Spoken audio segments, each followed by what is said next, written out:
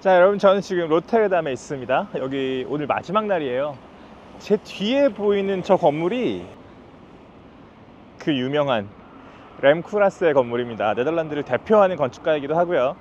그리고 지금 아마 하버드에서 교수님이신 걸로 알고 있는데요. 로테르담은 건축학도들에게는 약간 꿈 같은 도시라고도 합니다. 도시 전체가 약간 현대 건축의 박물관 같은 곳이에요.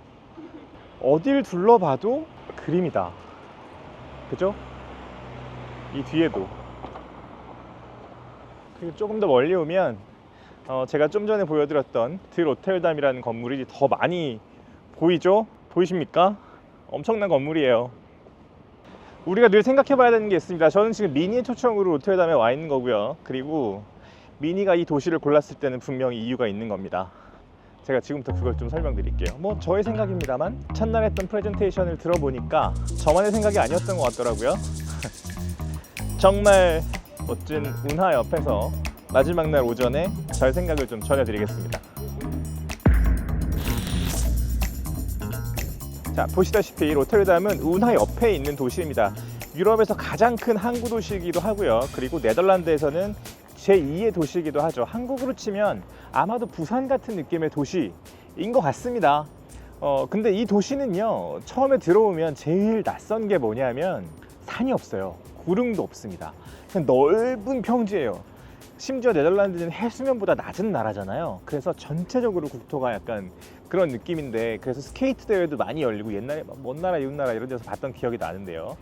자전거를 타는 인구가 정말 많은 도시이기도 합니다. 사실 서울은 자전거 타기가 쉽지 않은 도시예요. 왜냐하면 뭐 그냥 작은 마을에도 언덕이 너무 많기 때문에, 저희 동네만 해도 진짜 가파른 언덕이 많아서 자전거를 타려면 좀 뭐랄까요, 각오가 필요한데 네덜란드는 그렇지 않습니다. 그래서 로테르담에서도 드라이빙 브리핑 하기 전에 여러분들이 조심해야 될 것은 사이클리스트이다 라고 많이 이야기를 하더라고요. 사이클리스트만 조심하면 오늘 시승이 안전할 것이다, 뭐 이런 뜻이겠죠. 전체적으로 다 평지기 때문에 눈에 보이는 것이 건물 말고는 없습니다. 사실 시야를 가리는 게 별로 없어요. 그리고 그 시야를 가득 채우는 것이 멋진 그리고 현대적인 건축물들이죠. 자, 그렇다면 이 도시는 왜 이렇게 됐을까요? 이 멋진 건축물들은 다 어디서 온 걸까요? 사실 도시의 가장 큰 숙제 중에 하나는 뭐냐면 랜드마크를 세우는 거예요. 서울시가 뭔가 막 한강에서 무슨 막 이런 거 세우고 막 이렇게 하는 게 다 뭔가 이 도시를 상징할 수 있는 랜드마크를 세우기 위한 것이기도 합니다. 사실 파리의 에펠탑이라거나 뭐 도쿄의 도쿄타워라거나 이런 것들이 있는데, 서울하면 떠오르는 랜드마크는 사실은 마땅히 떠오르는 건물이 없죠. 건축가들은 이렇게 얘기합니다. 서울은 랜드마크가 필요 없는 도시라고 이야기를 해요. 왜냐하면 정말 세계에서 이렇게 손꼽히는 규모의 강이 서울 도시를 가로지르고 있는 도시는 서울밖에 없거든요. 그리고 멋진 지형이 있죠. 우리는 산세가 도시를 감싸고 있는 그런 곳에 살고 있잖아요. 그래서 딱히 서울은 랜드마크가 없어도 그 자체로 너무 아름다운 도시라고 이야기를 하고, 그 자연경관을 살리는 것이 건축가들의 숙제이고 도시개발의 숙제라고 이야기를 하는데요. 정치가들은 그 얘기를 잘 듣지 않죠. 자꾸 유럽 흉내 내려고 그러고. 하지만 로테르담은 이유가 있습니다. 로테르담이 이렇게 멋진 건축물들로 가득한 이유는 여기가 2차 세계대전 때 독일의 폭격에 의해서 완전히 제로 베이스 됐던 곳이기 때문이에요. 완전히 파괴됐던 도시입니다. 도시가 파괴된다는 것이 사실 뭐 말로는 이렇게 쉽게 하지만 그 안에 있는 사람이랄까, 가족이랄까, 뭐 추억, 역사 이런 것들이 전멸했다는 뜻이기도 하기 때문에 무척 슬픈 이야기이기도 하죠. 그게 1940년대였고요. 하지만 로테르담은 거기서 포기하지 않았습니다. 도시 재건에 나섰죠. 당연하죠. 도시는 늘 재건되어야 하고 늘 활기가 있어야 하고 사람들이 살아남아야 하는 그런 곳이니까요. 1950년대부터 70년대까지 적극적으로 도시 재건에 나서기 시작했고요. 1980년대에는 시의회 주도로 건축가들에게 이 도시를 맡기기 시작했습니다. 그래서 고정관념을 깨는 혁신적인 건축물들이 들어서기 시작했고요.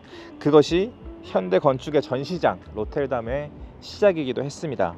그래서 로테르담에서 만날 수 있는 건축가들의 이름만 이야기해도요, 무척 뭐랄까요, 두근두근 하시는 분들이 많이 계실 겁니다. 일단 제가 아까 말씀드렸던 램쿠라스가 있고요, 벤판 베르켈이라는 건축가도 있고요, 그리고 렌조 피아노, 알바노 시자 뭐 이런 건축가들의 작품들이 시내 곳곳에 포진하고 있다고 해요. 이럴 때 느껴지는 것들이 뭐가 있냐면요, 사실은 더 알고 싶습니다. 제가 뭐 기자 생활도 오래 하고 에디터 생활도 오래 해서 이것저것 그냥 뭐 되게 제너럴리스트예요. 얕게 많이 알고 있는 사람이긴 합니다만 일단 딱 저 건축물을 보고 렌저 피아노다, 벤판 베르켈이다, 뭐 약간 뭐 램쿠라스다 막 이렇게 보면서 저건 어떤 특징이 있고 막 이런 거 너무 알고 싶잖아요. 그렇게 못하는 것이 약간 지금 좀 한스럽긴 합니다. 그걸 다 알고 있었다면 이 도시가 얼마나 재밌었을까요? 자, 후회는 후회로 남겨놓고요. 공부는 앞으로 계속 하면 되는 거니까요. 그런데 여기에서 미니가 이 로테르담을 선택한 이유가 살짝 등장합니다. 뭐냐면 이 로테르담은 can do의 도시입니다. 그리고 무척 긍정적인 역동성의 도시예요. positive activeness라고 이야기를 하고요. 그리고 can do spirit이라고 얘기를 하던데요. 완전히 폐허가 된 도시를 이렇게 아름답게 재건한 정신에 대해서 한번 생각해 보면 이 수식어들이 그냥 수사가 아니라는 것을 어렵지 않게 짐작하실 수 있을 거예요. 자, 그렇다면 미니는 어떤 차일까요? 미니는 1959년에 탄생했죠. 역시 세계 제2차 대전을 치르고 나서 영국이 막 한참 재건할 때 재건 이후에 이제 조금씩 뭔가 이 라이프스타일을 찾아가는 시기였어요. 전쟁의 어려움을 극복하고 전쟁의 슬픔과 상흔도 극복해 가면서 다시 한번 좀 뛰어보자 이런 느낌이 나는 시기였는데요.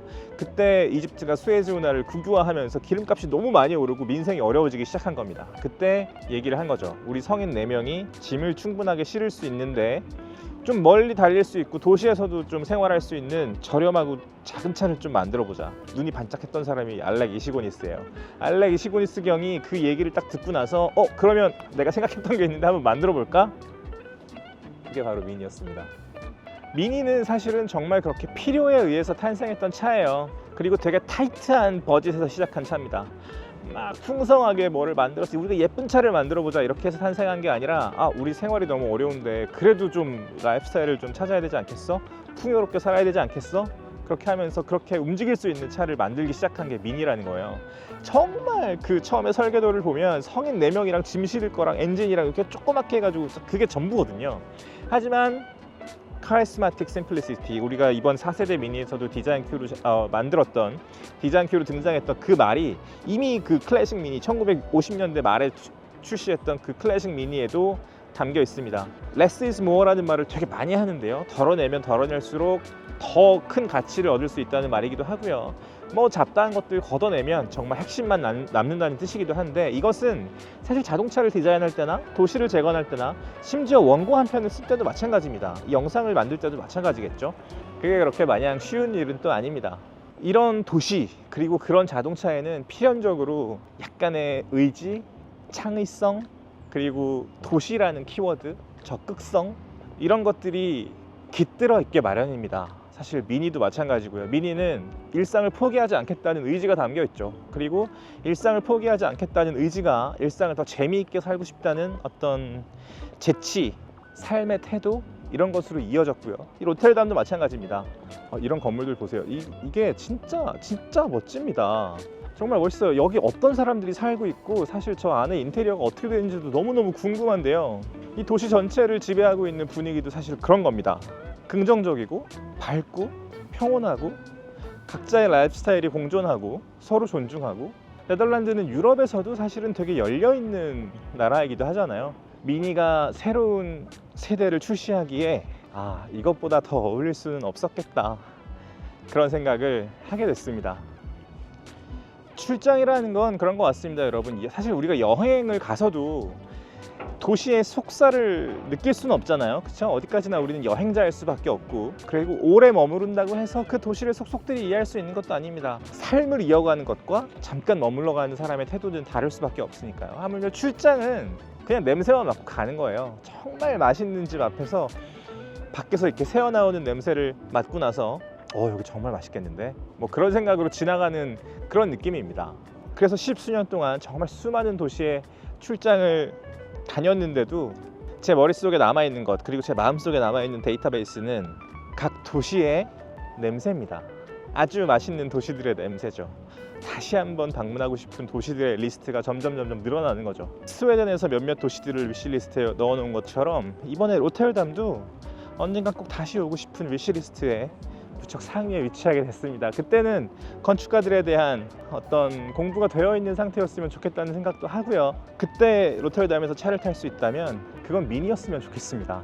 제로 베이스에서 완전히 새로운 것을 창조하고 그 창조하려는 태도가 무척 적극적이면서도 창의적이고 전에 없던 어떤 씬들을 만들어낼 수 있고 그만큼의 에너지, 그만큼의 창의성, 그만큼의 재치, 그리고 어떤 강력한 의지, 이런 것들이 이 로테르담의 전체를, 로테르담이라는 도시를 구성하고 있고요. 그리고 미니도 역시 마찬가지입니다. 전통과 현재를 완전히 뒤섞으면서 그 안에서 새로운 것을 창조해낸다는 거, 그거야말로 미니의 스피릿이 아닌가 싶어요. 이번 4세대 미니는 특히 그렇고요. 그래서 클래식 미니로부터 가지고 온 여러 가지 디자인 큐들이 많이 적용이 되어 있고 그 결과물이 무척 훌륭합니다. 이것은 제가 또 몇 편의 영상으로 보여드릴 거고요. 그리고 제가 이 미니 행사장에서 항구 전체를 미니의 어떤 놀이터로 개조를 해서 거기서 체험한 정말 놀라운 경험이 있는데요. 이른바 VR 트랙입니다. VR 트랙에서 제가 레이스를 경험했는데 정말 놀라운 경험이었습니다. 저는 심지어 그 경험에서 나오고 싶지 않더라고요. 이 VR이라는 건 정말 좀 무서운 거구나, 대단한 거구나, 뭐 이런 걸 좀 느꼈습니다. 애플 비전 프로를 쓰고 운전을 했거든요. 새로운 공간이 펼쳐질 때 그런 기대, 그리고 약간 게임처럼 움직이는 그런 인터페이스가 무척 흥미로운 경험이었는데 미니 아니면 또 어디서 이런 경험을 하겠습니까, 그죠? 미니니까 할 수 있는 것들, 그리고 로테르담이니까 경험할 수 있는 것들, 이번 출장에서 정말 많이 경험하고 돌아갑니다. 그래서 이걸 좀 최대한 전해드리고 싶었어요. 이런 의도로 우리가 이런 경험을 했고, 그리고 이 경험을 여러분들과 공유하면서 4세대 미니를 즐기실 때, 혹은 뭐 소유할까 말까 리스트에 올려놓고 고민하실 때 조금 도움이 됐으면 좋겠습니다. 물건이라는 건 사실 그래요. 물성, 작은 물성, 혹은 뭐 자동차 한 대에 불과하지만 이 뒤에 있는 이야기와 의도, 그리고 여러 가지 인문학적인 어떤 태도, 뭐 이런 것들을 좀 이해하고 나면 이 차가 나랑 맞는지 안 맞는지를 훨씬 더 자세하게 가늠할 수 있게 됩니다. 자, 저는 이제 호텔 로비에서 만나기로 한 시간이 다가오고요. 짐을 마저 싸서 얼른 돌아갈 준비를 해야겠습니다. 서울에서 더 재밌는 이야기 많이 들려드릴게요. 지금까지 시간이 소중한 우리를 위한 취향 공동체 더파크 정우성이었습니다. 여러분, 로테르담에서 전해드렸습니다. 감사합니다.